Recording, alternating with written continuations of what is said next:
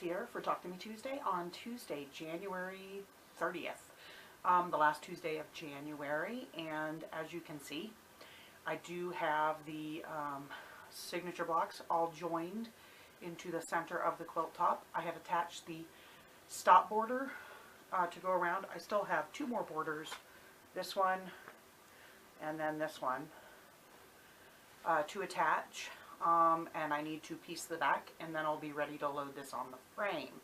I did realize while I was working out the borders that the leader cloth that came with the used frame when I got it was just crib size. They must have always set it up at crib size. And I think it's only 57 inches wide, and this quilt is going to be at least a few inches wider than that, which meant I needed a bigger leader cloth. And I've been meaning to order the big one, like the 112-inch one, for ages, but it's kind of pricey, and I'd been putting it off, and then I had toyed with the idea of making my own, and I just went ahead and ordered it Monday morning, so it's supposed to arrive Thursday at some point. So hopefully by the weekend I will have the frame ready to go, and I'll have the quilt ready to go, and I can get it loaded up by Friday night, hopefully, so that I can quilt on Saturday and Sunday up until Super Bowl time. That's all I've really been working on. I do have a crochet blanket I started for Linus, I don't know, a few weeks ago maybe, after I finished the one that I turned in last month.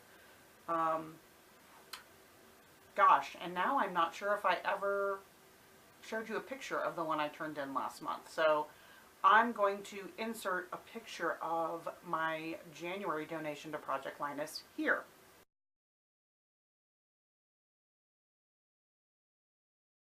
And then hopefully, probably not this next week, but probably by the following week, I should be able to show you another one that I'm turning in February. That's it. So I figure I'm planning to crank out a lot of that crochet blanket. It's just a granny gan rectangle. I'm hoping to get that, a lot of that accomplished during the Super Bowl, because I like to do stuff while I'm watching, especially Super Bowl itself. There's, you know, it tends to be longer than a regular football game. So, so I guess that's it. The only other thing I did is I've been kind of wanting to try, I did order along with the leader cloths, I've been wanting to try floating the quilt top and batting on the frame rather than loading, like basically you just load the back onto the rails and then you float the batting and the quilt top rather than cranking them up in the rails that are closest to you. In fact, you can even,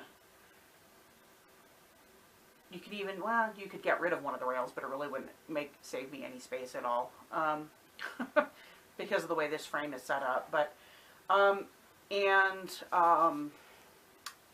are these clamps that you use that are made out of PVC that some quilt frames come with, and you can also order them to use with other frames. And I had been looking at them, but I was kind of not wanting to throw any more money at this frame because I'm already buying the leader cloths, which are pricey. So I looked for something that is essentially the same thing, going on my Harbor Freight experience of finding things for quilting in a tool store, which I like to do. I decided to look for something that is essentially the same thing, but isn't sold as a quilting tool and thereby is less expensive. And I did find something to try. It's essentially the exact same thing. It's PVC clamps that are used for greenhouses that are made out of PVC. And they're only 4 inches long, so the ones that they sell with the frames are, you know, generally like 18 to 24 inches long. They're only 4 inches long, but you get 10 of them in the package, and it's like, you know, a third of what buying, half or a third of what buying the actual quilt ones would cost. And this way I can experiment without spending a ton more money. So I might try that out on this quilt, or I might save it for a Linus quilt later.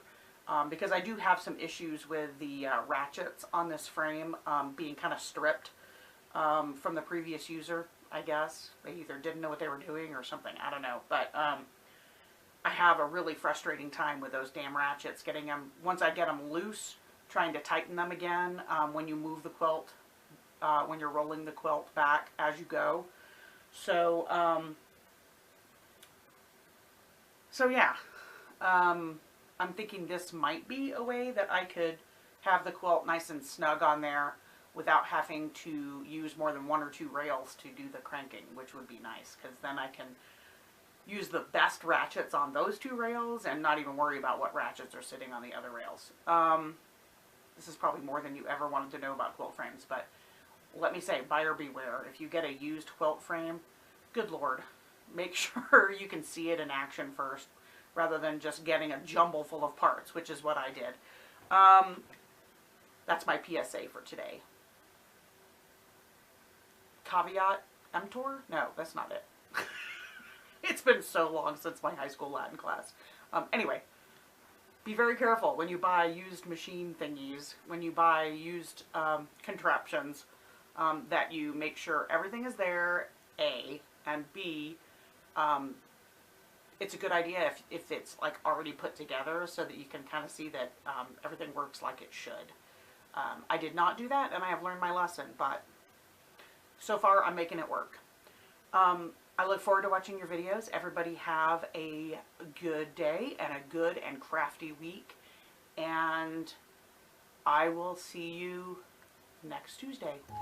Go Pats!